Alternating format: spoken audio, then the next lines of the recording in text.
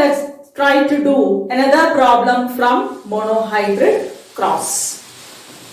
So here the question is, what happens when a yellow seeded plant is crossed with green seeded plant? So yellow and the green are the color of seed which is considered in this monohybrid cross. So the first step is phenotype. So which are the phenotypes given in the question? Yellow crosses green. The second step is genotype. Genotype means the alphabetical expression. Here I am going to write the alphabet capital B for representing the color yellow. Since yellow is dominant, that will be given in the question, which is dominant. So here yellow is considered as dominant. So I have written capital B as a pair of alleles. So what should we come here? The small letter of the same, that is small b, small b. Clear? Now the next step is gametes.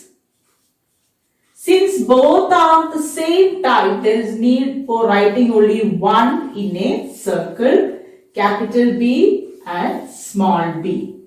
Next step, F1 generation. What happens when it combines together? Capital B, small b. The character is yellow. Okay. Now the next step is selfing of F1. Selfing of F1. Against that nothing is there. Then again phenotype. What is the phenotype here? Yellow. Here also yellow. Genotype. What is the genotype? Here capital B, small b. Here also capital B, small b. Next, gametes. How many gametes are there? From each parent, two types, capital B, small b. Here also capital B, small b. So what will be the F2 generation? F2 generation can be represented in the form of a checker box. When you draw, you have to use pencil and scale. One is represented as the male, the other one as the mother or the female. Here you can write capital B, small b from this parent, and from the other parent, capital B, small b. How you combine to get the new or the next generation? From the top, capital B. From the side, capital B. Again from the top, capital B. From the side, small b. From the top, small b. From the side, capital B. From the top, small b. From the side, small b. So clear? Now character. First one yellow. Second one also yellow. Third one also yellow. And the last one green. So how many green and how many yellow here? Therefore, ratio is equal to 3 yellow is to 1 green. That is equal to 3 is to 1. Is it clear? So the steps are important. From this problem, questions may be asked. Application type question may ask to fill these boxes, to fill up the missing which is given in between. All those type of questions can be asked. Then Which is the dominant trait in this problem? Yellow. How it is represented, or what is the genotype of yellow? Capital B or capital B, small b. Always try to represent the first letter as capital if both comes together. Now, which are the homozygous yellow? Capital B, which is the heterozygous yellow? Small b, capital B, or capital B, small b. Understood? Which are the homozygous genotype in F2 generation? Which are the homozygous genotype in F2 generation? They are capital B and capital B, small b. Capital B, small b. That means green, pure green and pure yellow. Okay. So in this way, we have to do the monohybrid cross. I hope it is clear for you. Hello my dear students, a warm welcome to Bio World. In the previous class, we have discussed the monohybrid cross ratio and certain related problems. Today, we are going to discuss the dihybrid cross ratio. Are you ready? Let's begin. Today, we are going to discuss the next type of problem from the genetics, that is dihybrid cross. What do you mean by dihybrid? By considering two sets of characters together.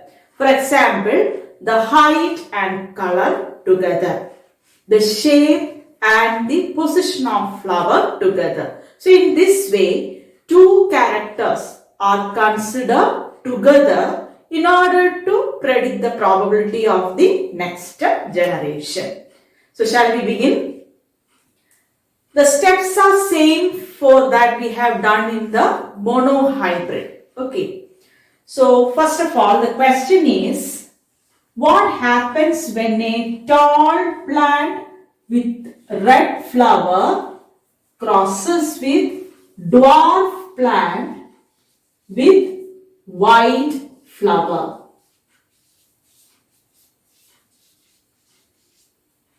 What happens when a tall plant with red flower crosses with dwarf plant with white flower? So, the first step is phenotype. The first step is phenotype. So, tall red, tall represent the height and red represent the color of the flower, crosses with dwarf white. Okay. Now, the next step is genotype, how we represent in an alphabetical way. So, for tall, I have written capital T, capital T. For tall, capital T, capital T. For red, capital R, capital R. The same rule we have to follow here for representing a particular gene or a trait. We have to use two alphabets. Okay. Now for dwarf, small t. For white, small r. Why we have taken R for white? Since we have taken capital red for capital R for the red, we have to take small r for white. Okay. Whichever letter we choose for the dominant, the same letter with small font should be used for recessive character. Okay. Now the next step is gametes. Here the difference is that two characters are considered together. So we have to consider the two alphabets together. One representing the tall and the other one representing the red color. Here also small t, capital R. They will always move together. They always move together. Next, F1 generation. What happens when both of them combine together? Capital T, capital R combines with small t, small r. And what will be the character? Tall plant with the red flower. Even if they have small t and r, they are recessive. So they won't express out. So the dominant trait will be expressing out. So tall, red. So it is tall, red. Next one, the same step as we followed in for the monohybrid. Selfing of F1. Selfing of F1. Then the same thing. Phenotype. Phenotype. That means this tall red crosses with tall red. Next step, genotype. Capital T R, small tr. Capital TR, small tr. Next one, gametes. Here there is a slight difference when we consider the monohybrid cross. Monohybrid have only a limited number of alphabets as pair. But here there are two pairs of alphabets. Two pairs of alphabets. So capital T will go with capital R. That is a probability. Capital T will go with small r. That is another probability. In the same way, small t will go with capital R. Small t will go with small r. So how many gametes are formed here? 4 gametes. Is it clear? How we can assume 4 gametes? Because 4 letters are here. 2 capital T R and another 2 alphabets small tr. So capital T have a tendency to go with capital R, whereas capital T have another tendency to go with or combine with small r. Similarly, the small t should have a tendency to combine with capital R and the small t combines with small r. So here I am giving you a small tip and trick. First you have to write capital T. Along with capital T, T won't come, the other alphabet will come. Which is the other alphabet? Capital R and small r. Next one, 2 small t you have to write. For the small t, again a capital R and small r will join. Okay. So similarly, for the other also the same thing happens. So first you have to write 2 capital T, then 2 small t. Along with capital T, capital R, small r. Here capital R, small r.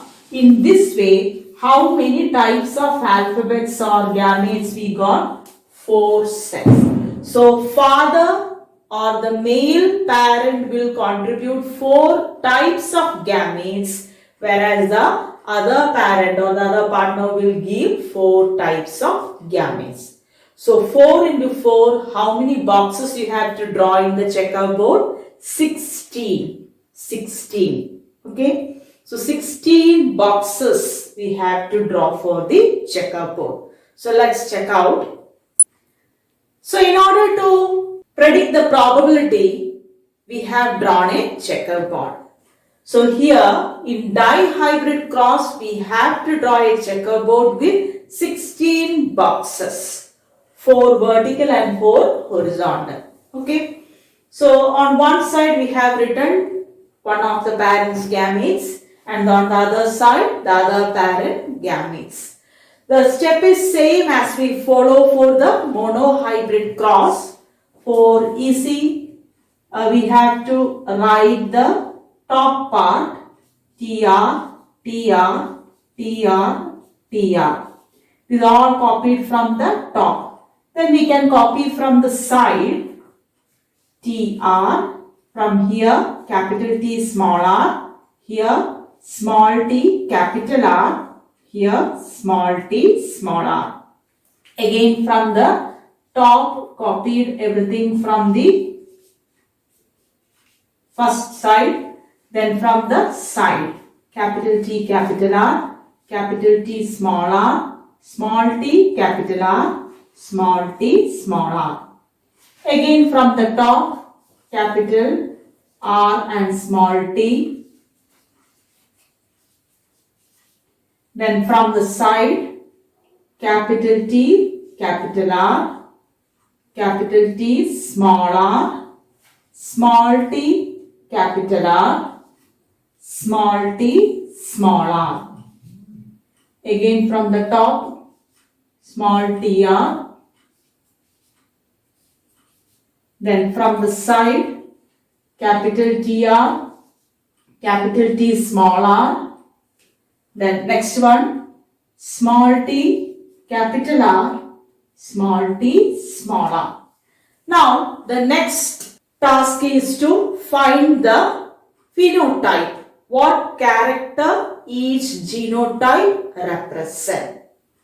So this is quite easy. First you have to find out which T is expressed in the box. So here 2 capital T. So tall. Capital T represent tall. Then capital R represent red. Second box, capital T, tall. 1 capital R is there which represent red. Here tall, red. Here also tall, red. Next column, tall, red. How it comes? Capital T represents tall, capital R, red. Here, tall, small letters are both for R, which represent which color? White. Okay. Again, tall, red, tall, white, both are small letter R, that's why white. Here, tall, because 1 capital T is there, red, tall, red, both are small t, so dwarf, red, both are small t, dwarf, red, tall, red, 1 capital T, tall, 1 capital R, red. Here also, tall, white, both are small letter R. Here, dwarf, red, and last one, dwarf, white. So altogether, how many tall red, how many dwarf red, how many tall white and how many dwarf white, that we have to count and see. So tall red is equal to, let's count, 1, 2, 3, 4, 5, 6, 7, 8, 9. So tall red how many? 9. Then tall white. How many tall white are there? Let's count. 1, then 2, then 3. So 3 tall white. Then dwarf red. How many dwarf red are there? Just count and see. 1, then 2, then 3. 3. And dwarf white, how many are there? Only 1. Only 1, the last one. Therefore, dihybrid ratio is equal to, 9:3:3:1. Okay, so the ratio will be always fixed. When you count all these numbers, you will get 16. 9 plus 3 plus 3 plus 1 will get 16. So that represents the 16 probabilities when we cross heterozygous tall red with the heterozygous tall red. Okay. So which are the parental character here? That is tall red. That was the original character of the parent, which is dominant in nature. One more parent is there, which is recessive in nature. That is dwarf white. That is very less in number when we take the probability, that is 1. So the dominant one will be 9 and the recessive one will be only 1. Which are the newly formed character which is show variation from the parent? That is tall white and dwarf red. So here the alleles combined in such a way that a new character or a new trait is formed. So apart from the parental characters or traits, new trait is formed by combining together, that is the tall white and dwarf red, which is not seen in the parents. So this is known as variation, as we have discussed in our previous sessions. So when these chromosomes combine together, crossing over takes place, a random combination will be formed which results in new expression of new characters. Okay. So how many individuals are there in the probability list? 16 types which differ in genotype and phenotype. The most common will be of the dominant and the less will be of the recessive. Intermediate 3 each are formed, which is newly formed trait. So this is known as dihybrid cross. Okay. So here I am concluding. Thank you.